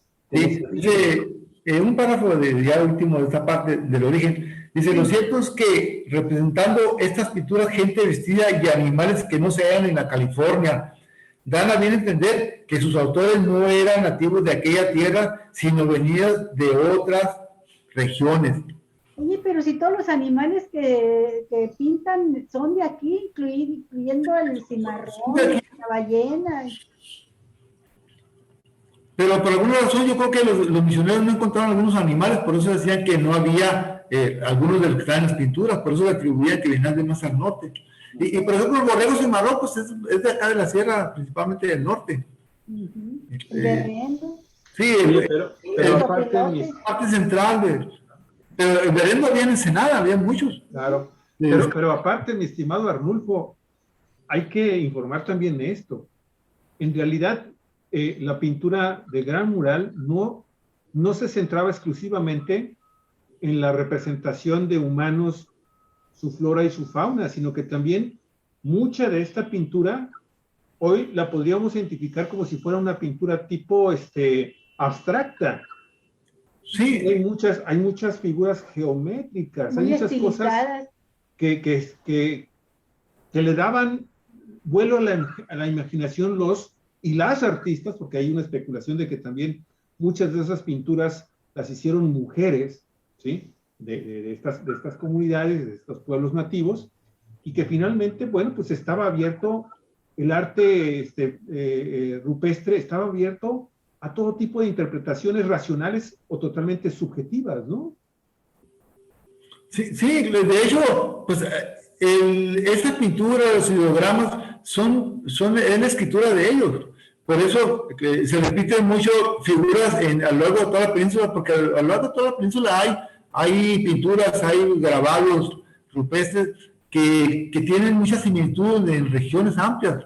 Entonces, y ahí están los juegos, las costumbres fúnebres, como lo que estamos ahorita comentando, y están de alguna manera, no sé, explicados los astros, no sé, ciertas costumbres de ellos, pero todavía esto tiene mucho que estudiarse. Apenas se están viendo... ¿Tienes esas pinturas tú donde vas explicando tu hipótesis? Sí, a ver. Regresemos a ella. Regresemos a ella. A ver, hoy vamos a entrar ya ahorita lleno. Seguimos con la exposición. Regresemos. Sí. Ahí nos quedamos. A ver, sí, lo que he explicado de los objetos que usaban para las ceremonias, el siguiente. Y ahí entramos a la ceremonia de Ñigüey. En esa cueva, dice, pues ahí está, mira, la ceremonia de Ñigüey. Dice, en esa pintura, que esa fotógrafa tomó a mi amigo Miguel Telles, están las figuras de estos personajes, los chamanes, con los brazos levantados, y hay una figura de un chamán que creo que es el principal, que tiene rojo y blanco, rojo y negro, por la altura, y es probable que sea el principal de los chamanes, con sus tocados también diferentes a los otros.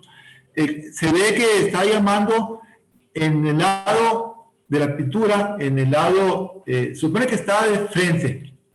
Entonces, su lado derecho está en el hombro una tortuga que viene hacia abajo, y en el lado izquierdo está un hombre que es de acuerdo a esta interpretación de esta ceremonia, es un hombre, es uno de los espíritus, uno de los que han muerto, que la tortuga, como mencionaba hace un momento, está llamándolo.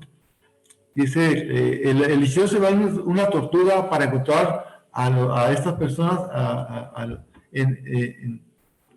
y cuando llegan aquí dice que abandona su cuerpo y para buscarlo por montañas, cielos, tierras, todas las almas que murieron en el último Ñigüey, antes de este Ñigüey.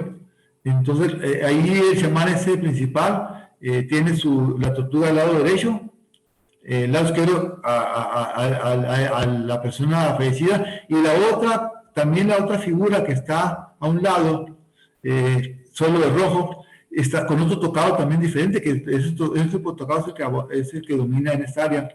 Está también llamando a los muertos a través también de una tortuga. En este caso lo tiene al revés del otro. La tortuga de un lado, contrario al primero, pero también viene el espíritu de aquel fallecido, viene con él, la tortuga lo trae. Y hay otra figura tercera allá a un lado que también está participando, y los de abajo también están participando en esas ceremonias. ¿Se acuerdan que les decía que participaban más de hasta 4?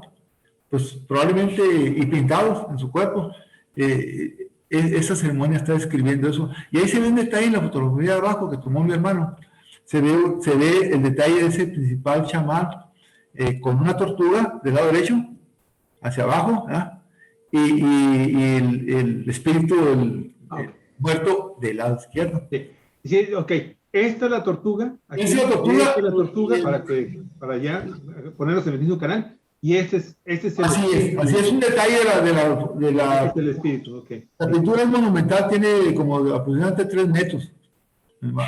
Déjame ver, voy a tratar de buscar, creo que vi por aquí una fotografía más a detalle de la cueva, de la cueva, de esta cueva de las flechas, para poderlo a ver si podemos verlo un poquito más grande. Sí.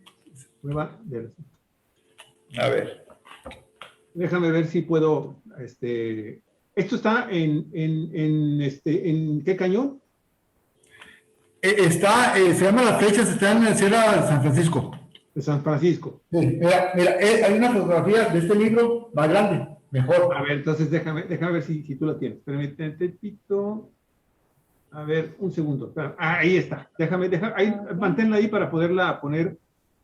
Ahí está. Ahí la están viendo. A ver, permíteme un segundito. Ahí está. Ahí está. Esa es la cosa. Esta la publicó en un libro que se llama Lienzo de Piedra, Enrique Hamilton. Enrique Hamilton ha visitado por 50 años o más en la región. Es un gran fotógrafo, es de los pioneros junto con Colby. Fue compañero de Colby, otro personaje muy interesante que tiene su libro sobre la pintura. Ellos han trabajado más de 50 años en el área. Entonces, prácticamente descubrieron muchísimas, más de 1000 sitios de pintura en esa zona. Mira, aquí está. Aquí está muchísimo más claro y nos da la proporción de esta enorme pintura rupestre.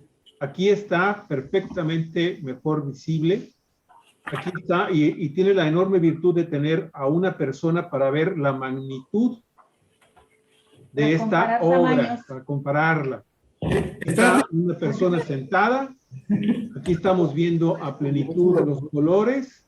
Las imágenes son 4 personas y aquí están los dos espíritus que vienen cayendo, y aquí está Tortuga y aquí está la otra tortuga de lo que tú nos estás hablando. Sí, los muertos son estos que vienen, que van cayendo. Yo lo que mencionas que pones esa fotografía, no quiso usar en estos libros por derecho de autor, que no le reproduzcan nada, entonces no lo quiso usar uno directamente de amigos que lo tomaron, pero ahí se aprecia muy bien la proporción, el tamaño y el marco general de cómo están esos chamanes. Están flechados todos, ese flechamiento, ven, no están tirados, es un estado anímico cuando entra en trance, cuando habla con los muertos. Entonces simula que está muerto para hablar con ellos y luego ya regresa, y entonces la tortuga, el sonido, cuando ya regresan los muertos, empieza a sonar otra la tortuga, pero usaron tortugas para atraer a estos personajes. Aquí está la tortuga y acá está la tortuga, y aquí están las almas que están cayendo. Tremenda, tremenda. Oye, ¿por qué es tan importante el berrendo? ¿Por qué lo vemos aquí al berrendo? Aquí parece ser que hay una liebre. Porque había muchos y de ahí comían. Parece que participaban era un animal mítico que participaba en las ceremonias. Era parte del ritual. Porque sí, al menos en esa se ve como parte del ritual.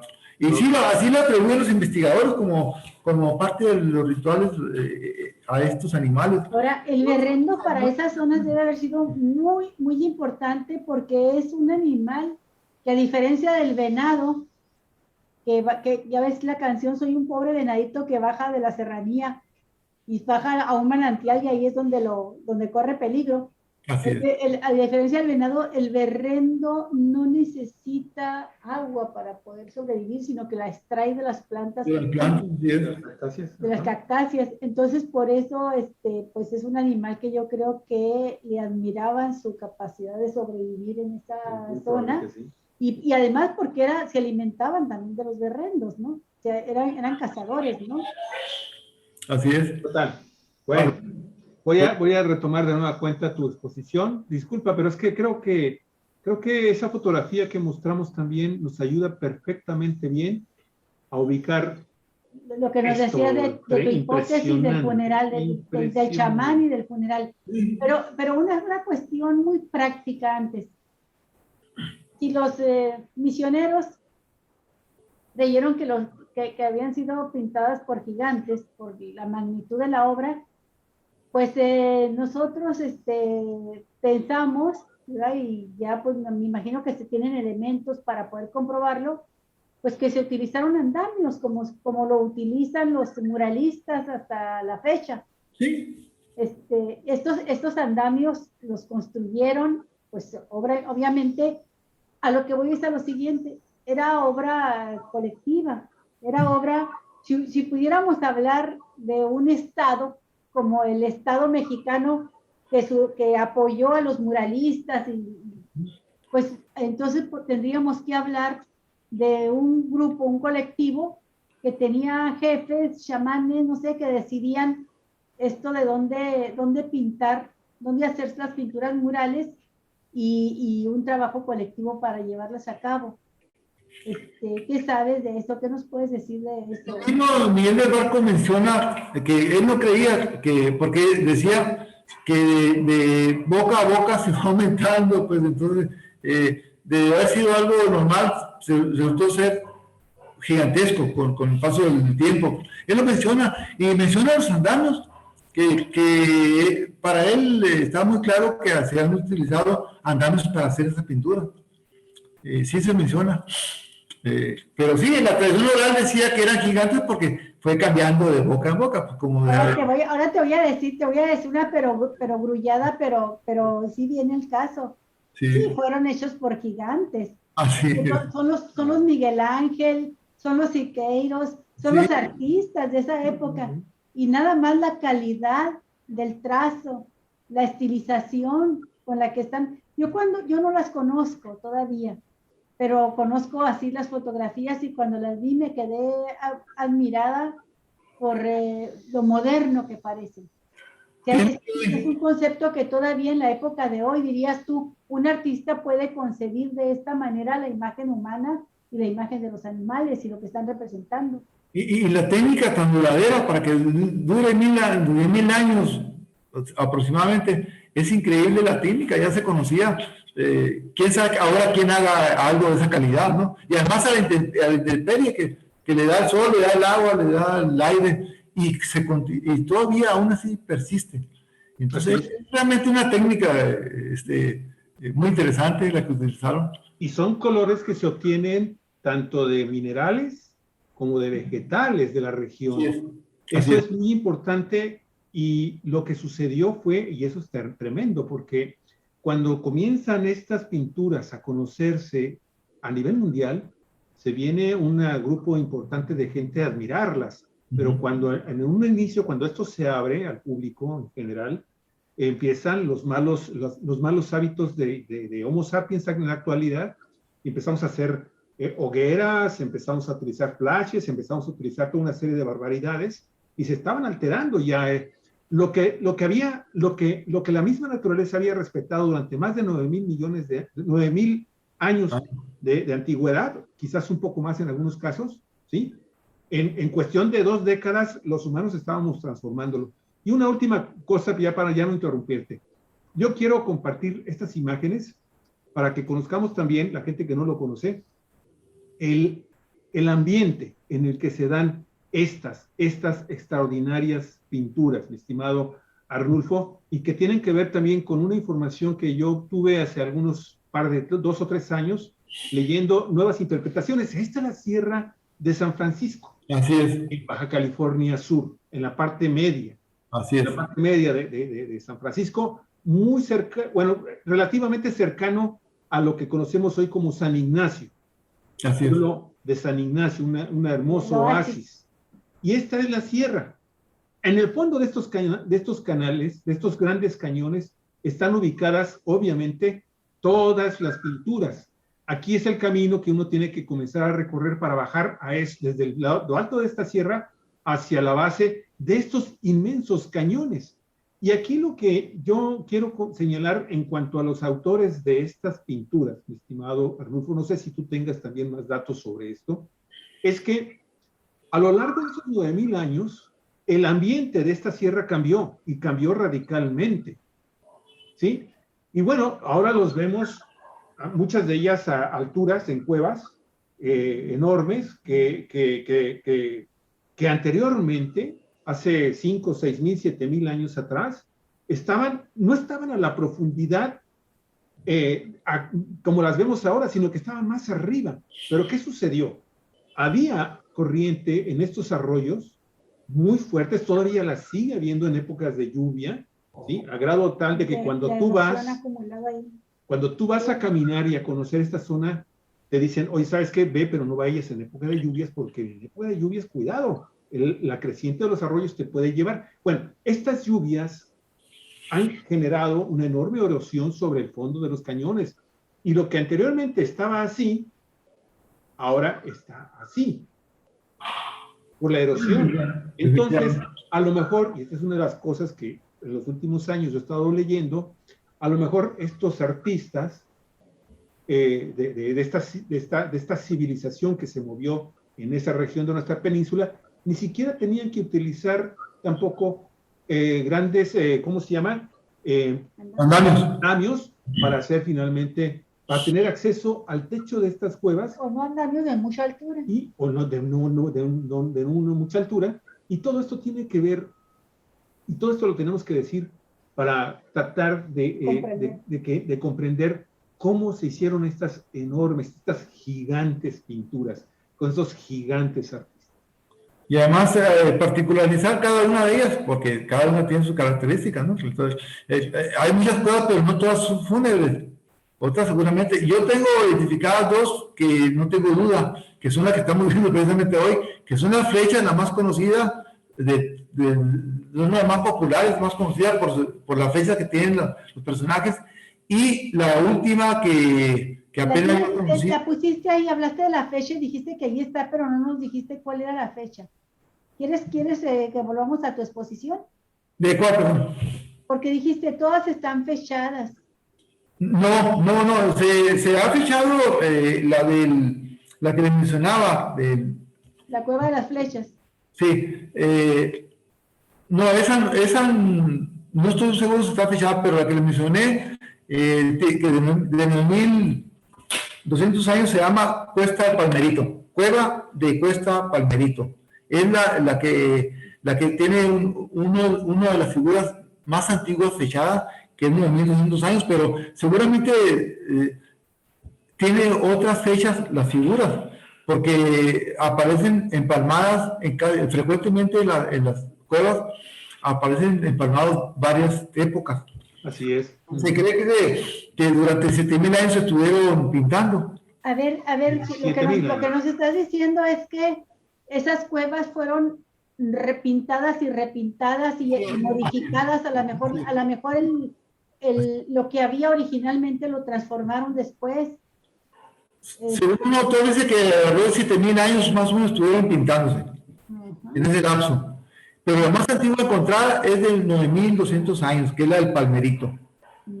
Cuesta Palmerito. O sea, algo que empezó una generación, vamos a decirlo así, los artistas de una generación le fueron metiendo mano muchas generaciones.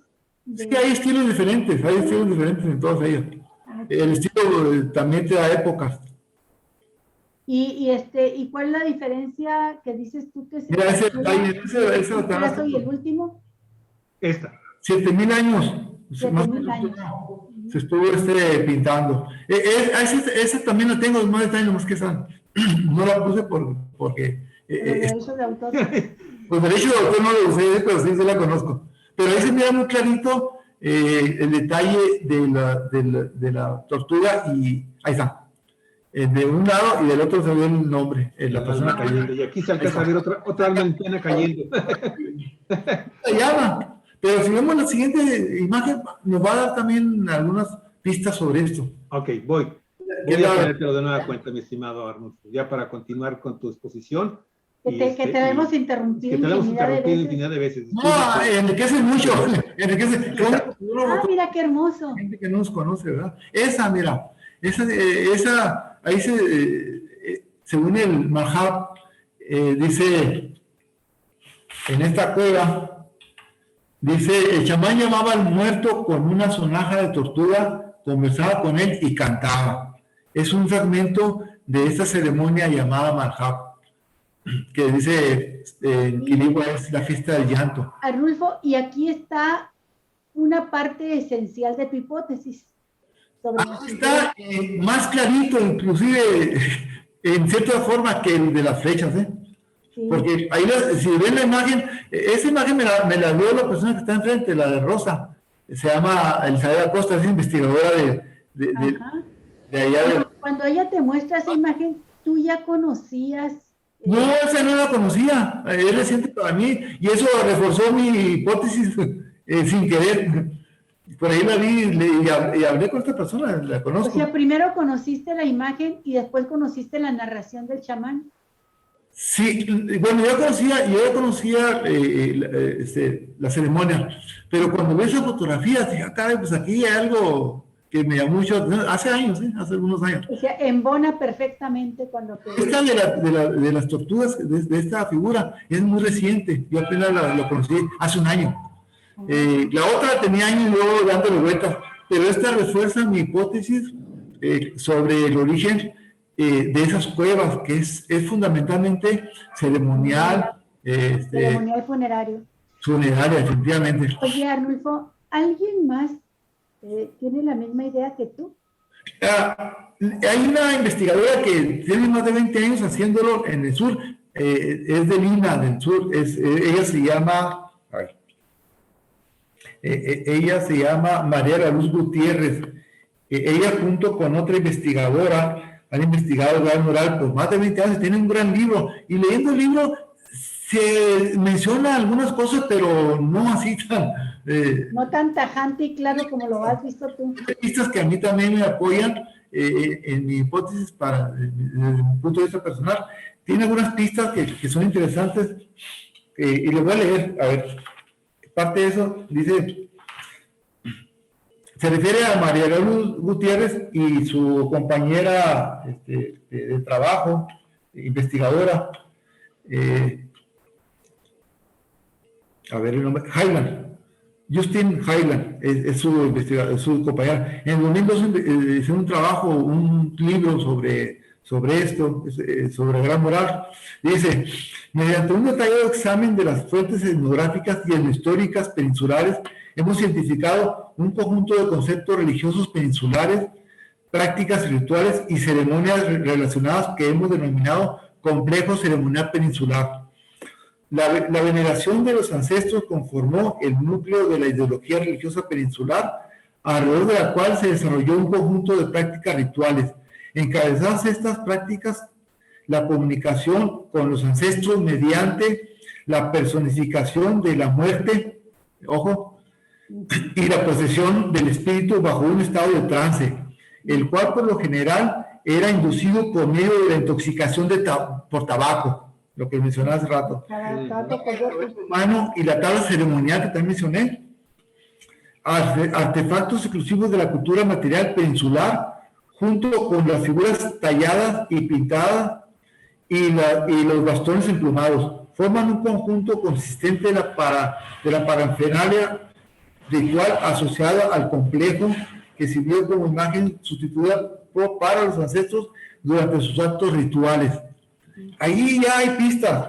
Dice, en estos sitios, se refiere a la Cuesta Palmerito y la cueva pintada. Dice, en estos sitios emblemáticos se conjugaban durante ciertas épocas del año grupos pertenecientes a diversos linajes para intercambio de materias primas, cacería comunal, arreglos matrimoniales y la celebración de rituales de veneración a los muertos ancestros y a los seres mitológicos. Ahí hay una referencia, pues hay pistas ahí que tiene, pero no cita. Es investigadora y ha estudiado mucho las pinturas por más de 20 años, pero ella es lo más cercano a lo que yo estoy viendo, con amplitud trata esto, y se refiere claramente en este texto. Dice, ahí los indígenas celebraban ceremonias en las que los especialistas virtuales plasmaban las pinturas en estos recintos, otorgándoles gran valor simbólico identitario dice, para la autora, algunas figuras humanas plasmadas en la roca son personificadores de ancestros fundadores, reales o míticos, o representaciones de deidades veneradas a partir del repitado ritual, acción con la que preservaban los motivos más antiguos, concentrando de este modo la memoria colectiva, a partir de la deconstrucción de la imaginaria, la arqueología, la que lo ha podido distinguir alrededor de 17 linajes en sus estudios. 17 linajes. Entonces, sí, es la persona más cercana a las pistas de estas que de alguna manera identifica como algunas zonas de fúnebres, pero no menciona estas figuras que yo estoy mencionando de la cueva de Frutillar, que está bien clarito. Si vemos la Frutillar, está interesante la fotografía. El Frutillar es para mí, si lo vemos ahorita, a ver, para ver unos detalles, sería bueno ver la fotografía. Sí, permíteme, te lo voy a poner para que yo por favor. Sí, pónganlo. Esa lámina con el Frutillar, con la tortuga de Frutillar. A ver. En el detalle de abajo, el chamán con los brazos abiertos, dirigiendo al grupo de tortugas que traen los muertos en sus aletas. Una traen en dos aletas, otra entre dos cargan a uno, y hay un chamán que las jala, seguramente las ayuda para llevarlas al cielo, a que se vayan, a que se queden allá, no que se vayan. Las tortugas hacían esa función, ayudar a encontrar a los muertos y llevárselos. y ahí van conduciéndolos con sus aletas y el otro chamán dirigiendo, con una ayuda de un chamán que los jala. Para mí eso es muy claro. No sé, sí es una hipótesis, pero para mí esas dos cosas están muy claras. Sí. Oye, ¿se sabe por qué la tortuga? Sí, es lo que estaba pensando, porque ¿Por qué? hablaste del ¿Por qué cielo la tortuga? y la tortuga pues es marina. No sé, yo creo por su concha producía sonidos y eso era parte del ritual. No estoy seguro, pero es interesante el animal mítico. ¿Por qué la tortuga? Sí. Esa es la pregunta que hay que investigar. Porque hay también hay una leyenda, ¿no? Una mitología de que el mundo es sostenido por una enorme tortuga, ¿no? También, pero eso es de otra cultura. Debo mencionar también que viendo un libro parecido a esto que le mostré, sobre Australia, y hay figuras muy parecidas a las de acá, muy parecidas. Inclusive hay chamanes así, con una tortuga a un lado. Sí. Y algo también debe ser ritual de muertos. Y precisamente es de la región donde se tiene las más antiguas creencias que la fundación del mundo así fue y que se sostiene y que el mundo es sostenido por una tortuga.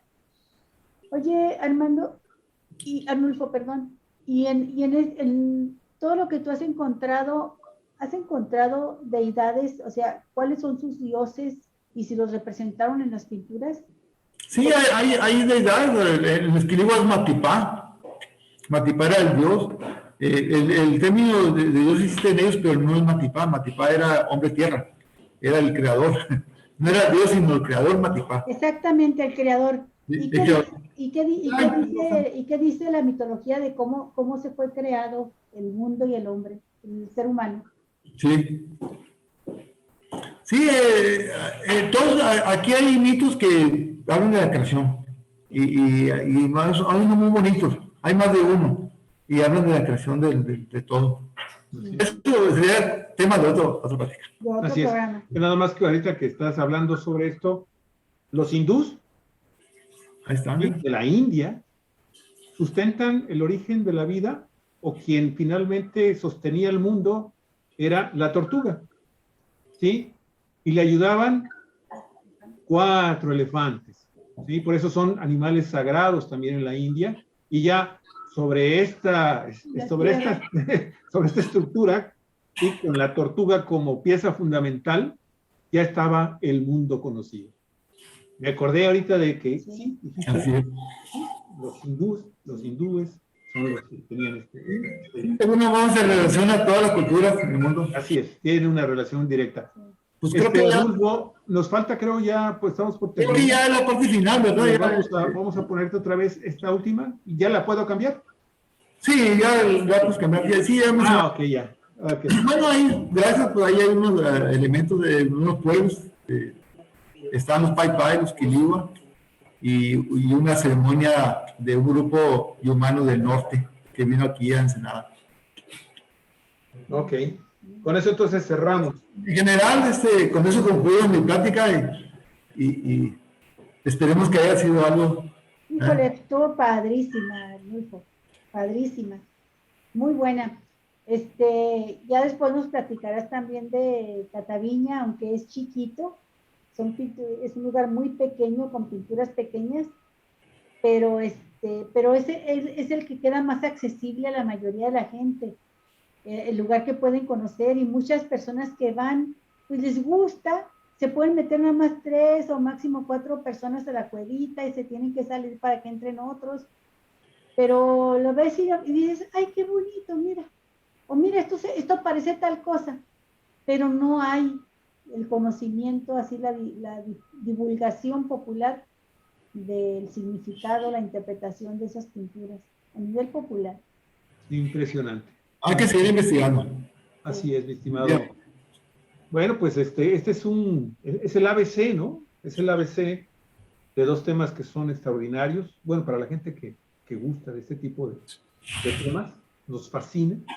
Y definitivamente no quiero dejar de mencionar el trabajo que actualmente está realizando nuestro querido amigo Carlos Lascano Sahagún, explorador, espeleólogo, geólogo de profesión, que ha estado trabajando en la zona del centro de la península, pero del lado de lo que hoy conocemos como pues esta área de reserva natural que es el Valle de los Cirios. San Borja, En la parte central, precisamente en esta parte central del Valle de los Cirios, él ha ubicado, porque no sé, siempre se decía hasta hace todavía unos 10 años, sí, que no había más pintura gran mural, estilo gran mural, en la zona de Baja California, y él se ha dado a la tarea de echar por tierra totalmente ese mito. Ha encontrado, él dice, más de 260 sitios con pintura gran mural Con en esta pintura región. y con litografía. Y petrograbados. Petrograbados, perdón, petrograbados. Lo veo al rato precisamente y ya le comenté esto que iba a platicar con usted y le dije que seguramente lo que él ha estado investigando hay algunos elementos que podrían ayudar a esto que estamos, a esta hipótesis que tengo y los juegos también, que sería un tema. Ya hoy vamos a platicar un poquito de eso. Ayer de lo que... Fantástico. Pues a ver si se ponen de acuerdo y un día hacemos un programa juntos. Sería buena idea. Pero mira, Arnulfo, hay tarea. Una es la del cantante, Sí. ¿sí? El libro, sus canciones, ese es un programa. Ok. Sí. El otro es lo que nos queda pendiente de Cataviña, esta parte de las pinturas. Muy bien. Ese es otro programa. Muy bien. Y luego, pues, lo que comentes, con lo que salgan ahora, que acuerden tú y Carlos Lascano, que sí, en efecto, lleva, no sé si son 4 años o más los que lleva ya trabajando, haciendo el registro que dice él, supera con creces el registro que tiene el INAH sobre pintura y petrograbado aquí en esta parte de la península. Para que vean que hay mucha investigación que hace todavía y lo que hay que descubrir. Por supuesto. Así es. Pues, a ver si convencemos también a Carlos, porque Carlos, tú lo sabes, Arnulfo, no es nada dado a conocer los sitios, porque y yo digo que a veces hace bien, sí, pero llega la gente y empieza a hacer una destrucción, Sí, zonas que están a la mitad o en medio de la nada, pero luego sí los da a conocer. agarran, llegan y pum, pum, pum, pum, pum, pum, pum, pum, pum, y se llevan pedazos. Más bien calcula el tiempo en que tiene que en que le conviene darlo a conocer. Sí. Coincide mucho con sus libros, y en el momento en que los va a editar y qué parte es la que quiere dar a conocer. De acuerdo, ya platicaremos cómo la vemos ahí. Muy bien. Así es. Bueno, pues muchísimas gracias. Muy amable. Claro que sí, muchas gracias. Buen provecho. Vamos a descansar unos días, entonces no tenemos el siguiente, sino hasta el otro. Muy bien, hay chance. Entonces. Nos vemos mucho. Bien. Amigos, bueno, con esto damos por terminadas nuestras transmisiones en vivo el día de hoy. En un momento más vamos a subir los 2 programas a nuestra plataforma de YouTube y pues los invitamos a que si estos 2 programas del día de hoy les gustaron, por favor, regálenos un like, danos un me gusta y compartan.